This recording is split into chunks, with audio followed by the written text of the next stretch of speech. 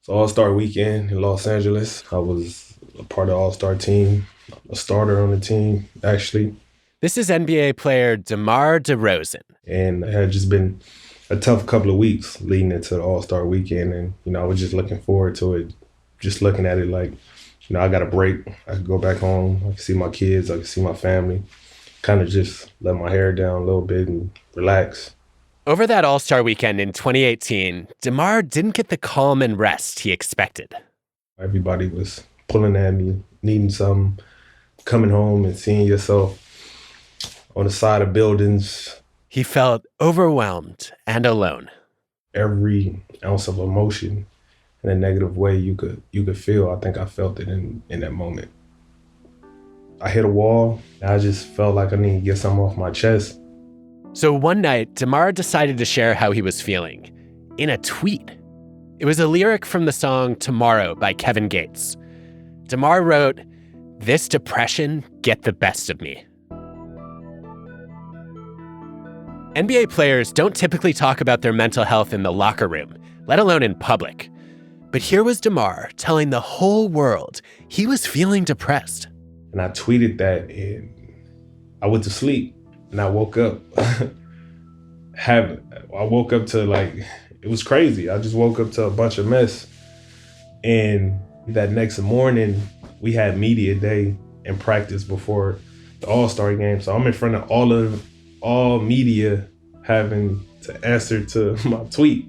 And I wasn't ready for it, but I didn't, because I didn't expect what to come next. But it was probably one of the greatest things that I did. And, to this day, I'm glad I did it.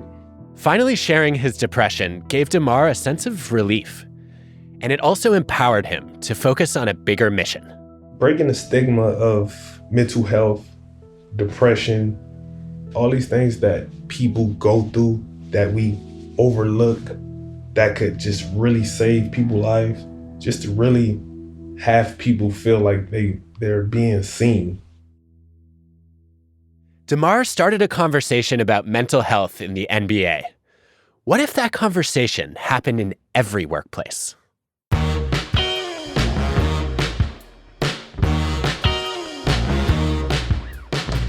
I'm Adam Grant, and this is WorkLife, my podcast with the TED Audio Collective. I'm an organizational psychologist. I study how to make work not suck. In this show, I take you inside the minds of fascinating people to rethink how we work, lead, and live. Today, what we get wrong about mental health at work, and what we can do to start getting it right. Thanks to SAP for sponsoring this episode.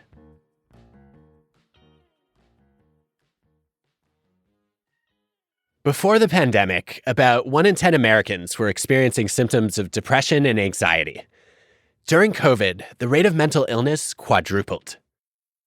Of course, clinical depression and anxiety often require professional help. But we've all felt sadness and stress, loneliness and languishing, anxiety about losing a job or our kids getting sick. And we've all had moments of feeling overwhelmed or disconnected from other people, from our own values, or from hope about the future. These emotions affect us in our jobs, and people are finally starting to pay serious attention to mental health at work. Many people want to do something about it, but there are a lot of misconceptions. If we want to make real progress, we need to bust 3 big myths. The first myth is that leaders and high performers are somehow immune to struggling with mental health, like Demar, an NBA All-Star. Especially being an athlete, you viewed as the Terminator. You have no emotions. You have everything in the world. What is it to cry about? That there shows the denial you could be in from hiding from whatever it is you're going through. Mental health challenges can affect anyone. Feeling dejected, stressed, or anxious doesn't mean you're weak. Depression don't discriminate, It'll attack anything and anybody. Recognizing that anybody on a team can struggle with mental health problems can help to destigmatize them. It signals that being vulnerable doesn't prevent us from being strong leaders or strong performers.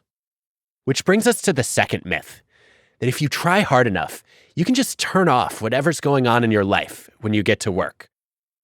Be professional. Whatever your personal issues are, Check them at the office door. Newsflash, people aren't robots. Consider a study of call center employees. When they start the day upset, distressed, or anxious, their performance quality suffers. They have lower verbal fluency, more fumbles, more like fillers, more awkward pauses, more vocal tics. And if they finish a call feeling upset, distressed, or anxious, they're less productive the rest of the day. Of course, some people learn to manage those emotions unusually well. Some of my greatest performances in my careers came out when I've been at my lowest. Really? Yeah, that's what it was for me growing up, was a survival instinct mindset that I have of knowing that, it's not a safe environment that you're in, but you got to make the best out of it. Understand whatever you got to do from the time you leave out the house, you got to make sure you walk back in the house. That trained me to withstand a lot of my dark thoughts and dark moments, to be able to do whatever needs to be done. But even if you're like Demar and you rise to the occasion in the moment, mental health challenges take a toll over time. Over 100 studies have shown that when we have low psychological well-being or face depression or general anxiety, our job performance suffers. Which brings us to the third myth. Many people believe that whatever their mental health challenges are, they don't belong in the workplace. That it's a distraction, something leaders should try to keep out, and employees should suppress. But when we don't address our emotional baggage, we bring it with us to work and spread it to other people. Research reveals that depression and anxiety can be contagious. Our coworkers pick up on it, and it can affect their performance and well-being. So the known problem of presenteeism, where employees show up to work sick and infect others, also applies to mental health. Mental health shows up in your workplace, whether it's welcome there or not. And not addressing it leaves people suffering in silence. Demar knows from experience. I fell into a deep, darker place that this time it just went completely dark. I couldn't see nothing, couldn't feel nothing. What goes on in your brain when you're feeling like that? You just become and feel clueless, feeling lost, being around a bunch of people, but feel like you're in the middle of the ocean in a little kayak by yourself at times. If he broke his leg or got the flu, his teammates would notice. Just like your coworkers would notice if you came to work in a cast or coughed and sniffled your way through a video call. But mental illness is often invisible, and Demar made a brave choice not to conceal it. When he opened up about feeling depressed, it didn't damage his performance or drag his team down. It had a positive ripple effect across the league. When fellow NBA player Kevin Love had a panic attack during a game, he credited Demar for giving him the courage to talk about what happened. Just to see guys share their story was even more inspirational and motivating to me, because we all got a story to tell. So to see guys speak about it and be more vulnerable, that's what it's about. You said it felt like you were on a kayak alone in the ocean before you spoke up. After you got that off your chest, what was different? Man, everything. I remember being out to eat somewhere, and an older gentleman came up to me and said, how my story changed his son's life because he was close to being suicidal. And to hear something like that, it gave me the chills, because in that moment, I was doing it for my own selfish reason, expressing how I felt. But to see what it did and how it played out for other people, and to hear a story like that, it's all about saving lives, giving people hope. And when you can have hope to lean on, that go a long way. That's beautiful. And it's also the best response I've ever heard to shut up and dribble. Yeah, exactly. Being open about mental health, bringing it into his team, allowed important conversations to happen throughout Demar's workplace. One of my closest friends in the NBA is Cal Lowry, and, he had know firsthand. It used to be some games where he know what I was going through. And after the game, we'd sit next to each other in the locker room, and sometimes he'll put his hand on my shoulder and say, you the strongest person I ever been around. Like, I don't understand how you could just go out there and do what you just did and, deal with reality 2 hours after you've been on the court. And that ripple effect can happen in your team, whether you work with accountants or mechanics or call center staff. Any team that's trying to better support people needs to normalize struggle, to make it acceptable to face emotional challenges and to talk about them.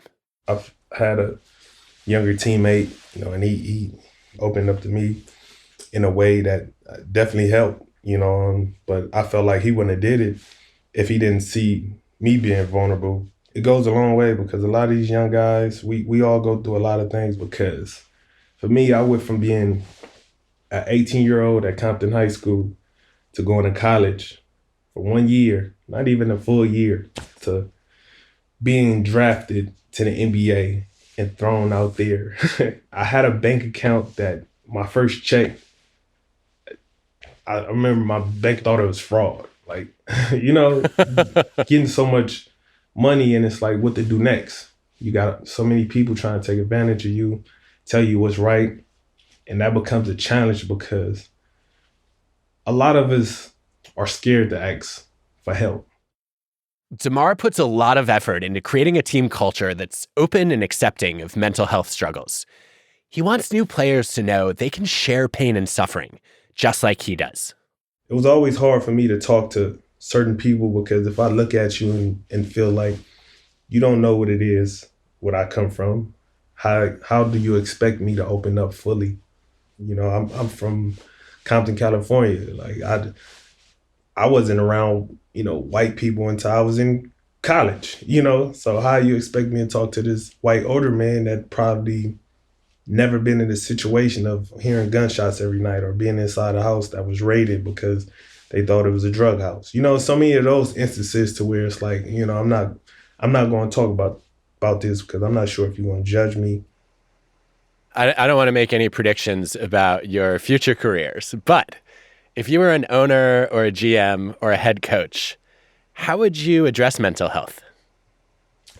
Same way I address nutrition, same way I address how to run a play, same way I address how to be a professional.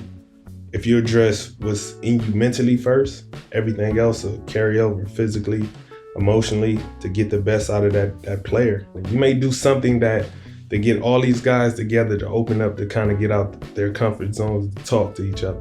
Just finding different ways to be able to lock in, to make guys feel safe.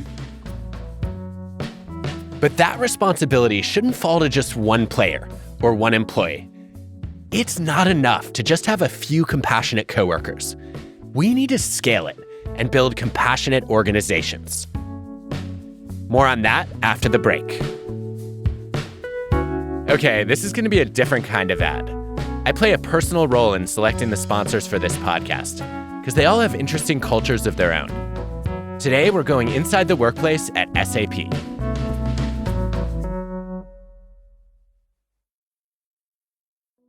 Growing up in a Catholic school, you would think there wasn't a lot of bullying and fighting, but there was. Meet Kristen Gentile. And it was always me who would get involved and intervene at a very young age. People always came to me and they always say, like, you were our bodyguard. Sadly, bodyguard has taken on a different meaning for Kristen in her adult life. In 2017, when Kristen was pregnant with her third son, she was diagnosed with breast cancer. When the doctors decided to remove the lump, it turned out it was super aggressive and it had spread already through my lymph nodes. Let's get you on chemo, even though you're pregnant, immediately. And that was a really difficult time. Kristen made it through 16 rounds of chemo and 36 rounds of radiation. But in 2019, she was diagnosed with stage 4 metastatic breast cancer.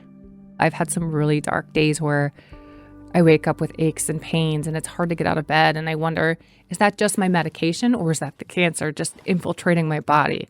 It's a really crazy way to live, but it also makes you look at the world through a completely different lens, because on days when I wake up and I feel amazing, I'm like, okay, boys, let's go. Let's play superheroes. Let's do this. Let's do that.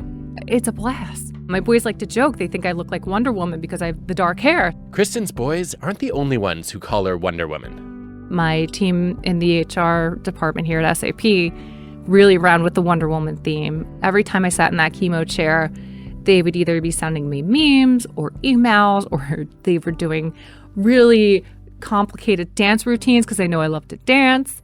It was incredible that everybody rallied around me and really took this Wonder Woman persona and ran with it. And now some people, they'll see me in the halls and go, "Hey, Wonder Woman, what's up?" And I'm like, I don't hate this. I kind of love it.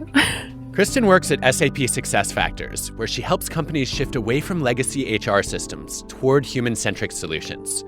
And she's experiencing exactly what she advocates for, a workplace that's centered on people and supporting their needs.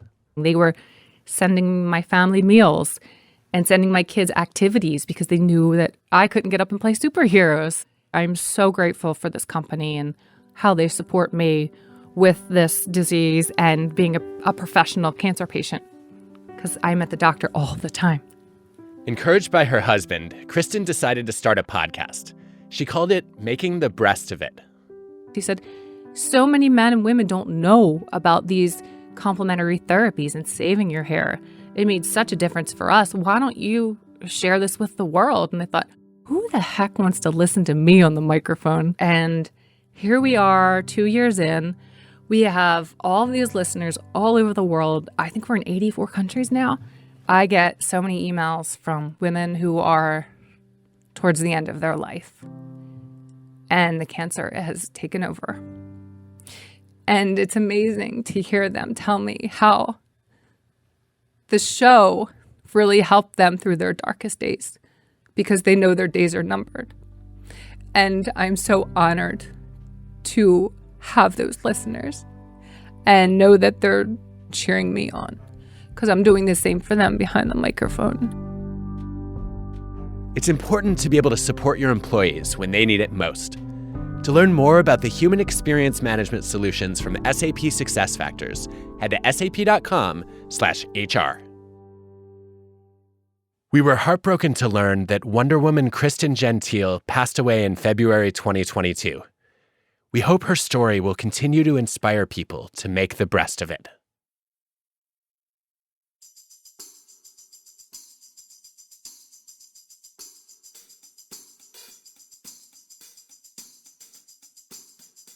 As the pandemic raged in full force, I kept seeing calls for more empathy at work.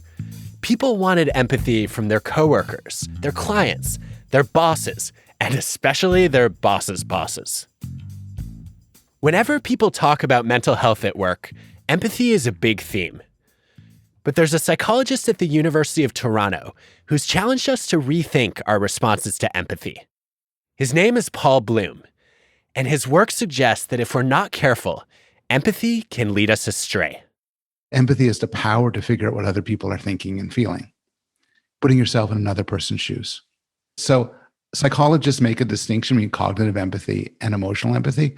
Cognitive empathy is understanding what another person thinks or what another person feels. And emotional empathy is feeling it. So if I know you're anxious and I say, oh, this guy's anxious, that's cognitive empathy. If I feel your anxiety and become anxious with you, that's emotional empathy. So, Paul, we've never met before, but by all accounts, you seem to be a caring person. Why are you against emotional empathy then?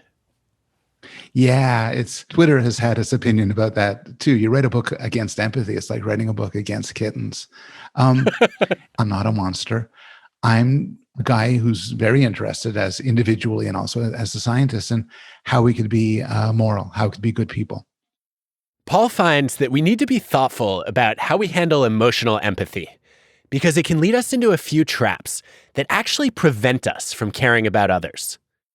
The first trap is that we tend to feel empathy for individuals, not groups. There's study after study finding very weirdly that we care more about the 1 than about the 10 or about the 100. And it's very human, but it leads to terrible policies and terrible choices. A manager who empathizes with one employee's stress is at risk for giving him time off, but not extending the same benefits to the rest of the team, let alone to other teams. Which leads us to the second trap. Empathy is biased. It's terribly biased. It's much easier for me to become empathic for you, a guy who looks a lot like me and has a similar job than me and speaks my language and maybe has similar background, than for me to feel empathy for someone whose skin is of a different color or lives in a faraway land or who I'm frightened of. And when we make decisions based on empathy, we find ourselves diverting our care and our love to people a lot like us. And the third trap is that empathy can drain us. There are studies suggesting that nurses who are higher empathy spend less time with their patients. Feeling another person's pain can be overwhelming. We get so overloaded that we end up focusing on managing our own emotions instead of showing care to others. Doctors and nurses work with people who are in real pain, and they talk about how their empathy gets in the way and that they would like to have less of that. That also reminds me of the longstanding, I think, misnomer that, in healthcare especially, people feel compassion fatigue. And my read of the evidence there is that it's not showing compassion that exhausts us and drains us. It's empathic distress. It's feeling concern for a person and being unable to help them or unable to alleviate their pain that really hurts us. You're exactly right. The neuroscientist, Tanya Singer, done some lovely work distinguishing exactly the things you're talking about, distinguishing compassion, like love, caring, and empathy, which leads to empathic distress. And study after study, she finds compassion invigorates you, makes you a better helper, makes you more caring. Empathy leads to distress, which brings you down. What we need more than empathy is compassion. In his research, Paul finds that you don't have to feel other people's feelings to care about their feelings. Regardless of how much empathy you feel for someone else's pain, the question is whether you respond by taking action to alleviate their pain. That's compassion. And I've come to be persuaded that the best way to do good in the world, both at an individual level and also at a more global level, is to care a lot about people, to think rationally about how to do good, and I call it rational compassion. Even before COVID, research revealed that employees expected their managers to care about their emotional well-being, to listen, show concern, and offer help. Those expectations have only risen over the past year. Compassion is no longer above and beyond. It's an organizational imperative for attracting and retaining talented people. But I know some leaders who are still struggling to warm up to the idea of compassion at work. The big fear is if we start doing all this nicey nice, sort of back rubbing, cozying up, which is how people may construe compassion, then we're going to be taken advantage of. Sally Maitlis is an organizational behavior professor at Oxford and a therapist. One of her specialties is compassion at work, and she finds that many managers are afraid of the idea. And the whole place is going to go to hell because what about people's performance? In our organization, we need to get things done. And if we're sitting around, singing Kumbaya and holding people's hands, how is that going to help anything? Compassion is not about singing Kumbaya. It's more than just showing warmth. It takes competence, too. Compassion competence consists of a sort of emergent pattern of collective noticing in this generous way, collective feeling and collective acting to alleviate someone's suffering, and to do this in a customized way. I would start by showing it to my team and by encouraging in my team people to listen to each other, to notice when someone's suffering, to interpret that suffering generously, and to bring to a conversation, how could we help this person? But it isn't easy. It requires having your emotional antenna up, being attuned to other people's mental health, not just their performance or productivity. In cultures that lack compassion, a few people end up carrying that burden. Researchers call them toxin handlers. And they become the sounding board and the ear for people who are really struggling and in distress. And people always feel better when they've spent time with the toxin handler, because that person creates a holding space for them and sort of contains the difficult emotions and takes actions to try to actually alleviate what's causing the suffering. But this isn't sustainable for those individuals or for the organization. Over time, that toxin handler gets sort of filled with the toxicity themselves. They can end up burning out or really becoming quite ill with all that they're absorbing. And they're not a substitute for really weaving into the roles and the routines and the culture of an organization ways of responding more constructively to people's suffering. Yes, please. So we need to think about this as an organizational culture problem, not just we're going to parachute in a person who's going to solve it all. Start by making it really clear that this is what you believe in. We believe in looking after our employees, and we believe that people's mental health and people's humanity is really of central importance here. So what does a compassionate organization look like? At the policy level, I'd love to see every workplace offer paid time off for mental health, the same way it exists for physical health. They should cover support for mental health care, the same way they pay medical bills. But policy is not enough, because compassion is about action. Compassion can be very small acts that can make an enormous difference to somebody. For several months, we've scoured the globe for examples of compassionate organizations. We've talked to leaders who are celebrated for unusual compassion and workplaces that have won awards for extraordinary compassion. But most of what we heard was surprisingly ordinary. The basics of compassionate work are common sense, but they aren't common practice.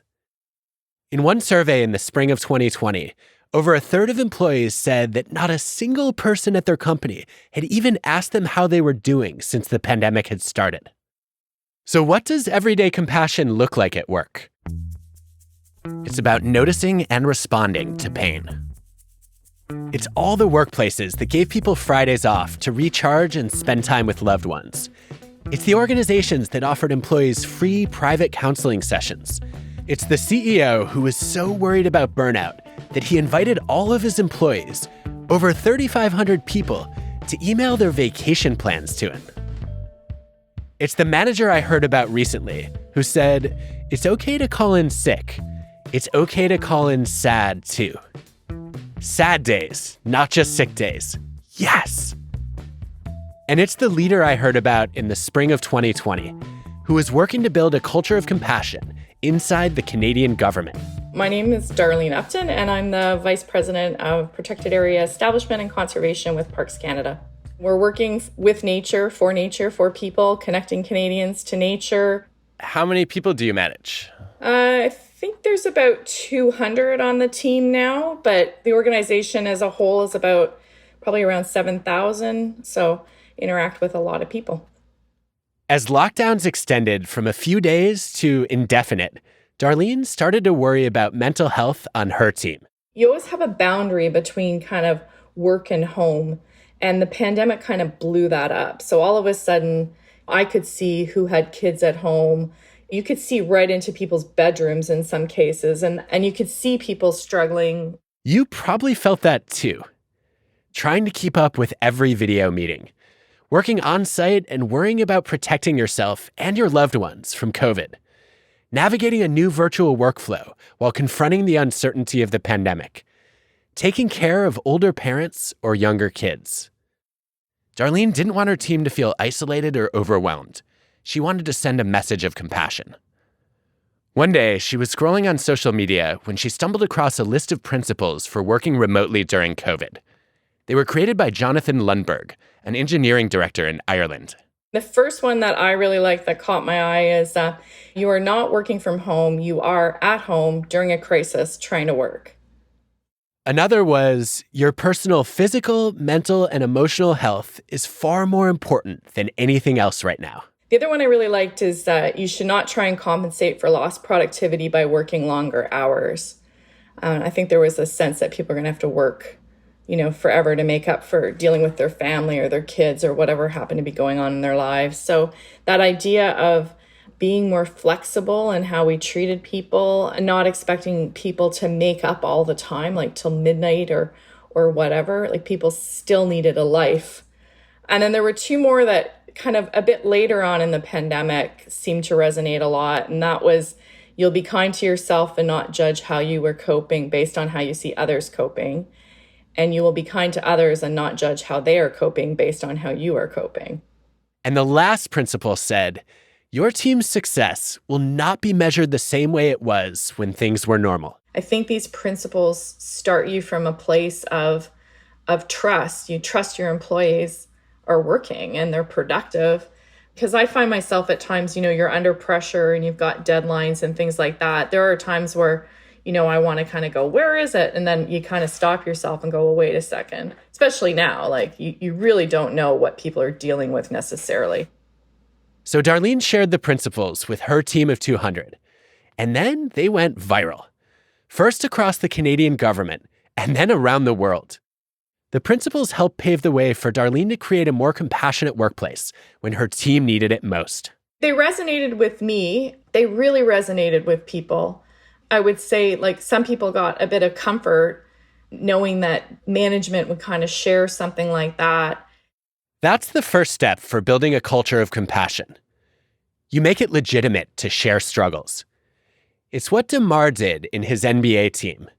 And it's what Darlene did at Parks Canada. So I think the principles gave those people working in offices a little bit of legitimacy that their life was not like normal and rosy as well. Her team realized their struggles mattered to leaders and slowly gained the confidence to share how they were coping with remote work and all the stress of COVID. Soon, Darlene was leading weekly calls with her team and asking them how they were all doing. I used to ask around as to who was doing some neat things to cope with the pandemic. So one of the team members, her and her husband, were big avid hikers and climbers. So they had developed this system. They had measured their staircase going down to the basement, and they started tracking how much they were going up and down it and calculating the elevation gains that they were doing. And then they would attach that, they would liken that to like a mountain peak in a national park. And they would pretend they were climbing it. And once they hit the elevation, they would take a photo with the family and post a picture on the wall and head for the next peak. So, after this call, everybody shared all the positive stuff. I thought it was great. But for the rest of the team members listening to the story, it was not great at all. It's good to open up the conversation about struggle, but you have to be careful about the tone you set when you do it. Darlene's team call was veering dangerously toward toxic positivity, the pressure to be upbeat and enthusiastic at all times. A couple days later, I started hearing people saying that they actually felt worse after the call, not the intention. So I had on the next call, I said, I thanked again everybody that had shared what they were doing, but I acknowledged that I had heard that some people were not feeling like they were coping as well, and as a result of that call, they felt a little bit worse about themselves. People were judging themselves based on how others were coping. And that just opened the floodgates up. It was a very, very emotional call. There were people in tears saying they were lonely, sharing some of their struggles. Some people saying, like, I don't have the energy to bake sourdough or climb mountains. I'm exhausted. This is where Darlene took a second step toward building a culture of compassion. She challenged toxic positivity by setting up a call for people to be candid about their struggles at work. In your team, that might be dedicating a portion of your weekly huddle to emotional support, or scheduling a monthly team check-in to see how people are doing. This opens the door for what's called emotional acknowledgement. It's the simple act of noticing and mentioning another person's emotional state, and research reveals that it builds trust.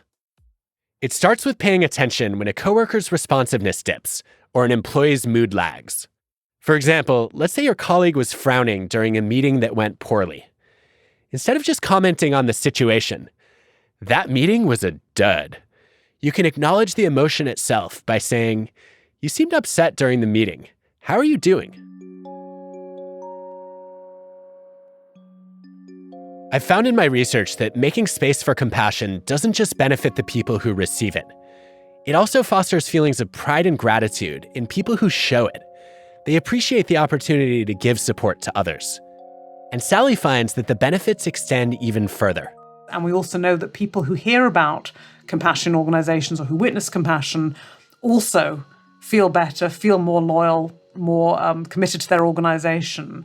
So just that in itself, I think, is a very joyful set of findings.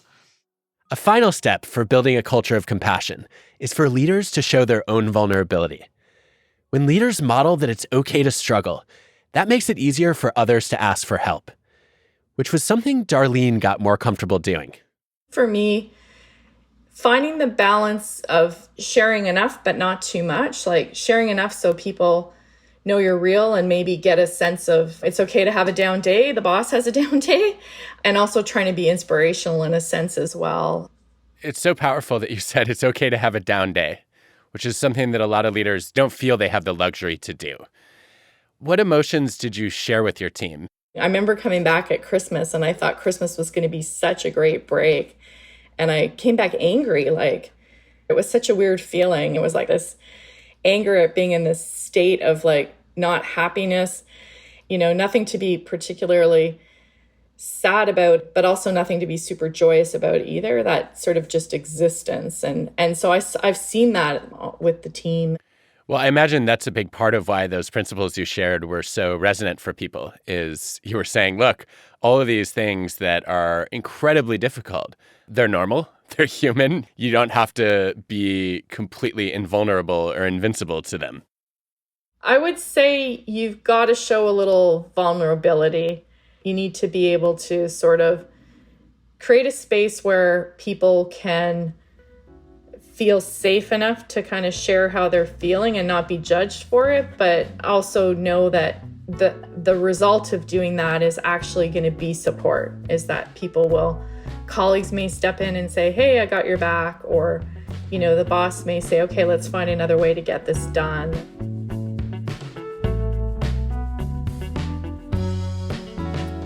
As people grapple with mental health challenges, we need more managers giving permission to call in sad, not just sick.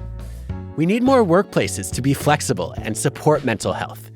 We need more leaders to show that it's okay not to be okay all the time. I hope these moments don't end with the pandemic.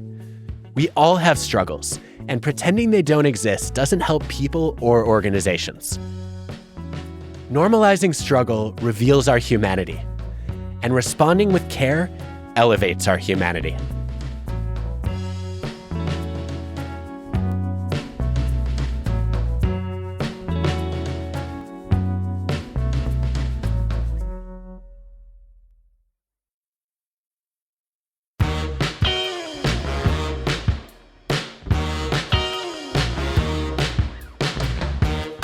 WorkLife is hosted by me, Adam Grant. The show is produced by Ted with Transmitter Media. Our team includes Colin Helms, Greta Cohn, Dan O'Donnell, Joanne DeLuna, Grace Rubenstein, Michelle Quint, Ban Cheng, and Anna Phelan. This episode was produced by Camille Peterson and Constanza Gallardo. Our show is mixed by Rick Kwan. Our fact checker is Paul Durbin. Original music by Hansdale Sue and Allison Leighton Brown.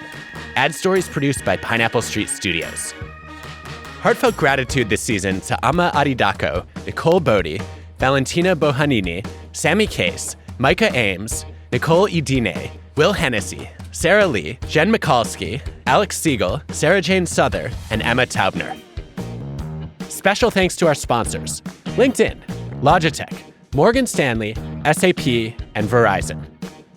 Gratitude to the following researchers: Nancy Rothbard and Stephanie Wilk on mood and performance, Michael Ford and colleagues on well-being and performance, Sigal Barstade on emotional contagion, Gary Johns on presenteeism, Nancy Eisenberg, Andy Malinsky, and Joshua Margolis on emotional overload, Ginka Togel and colleagues on emotion helping, Elisa Yu and colleagues on emotional acknowledgement, and Jane Dutton, Monica Warline, Jacoba Lilius, Jason Kanov, and Peter Frost on compassion at work.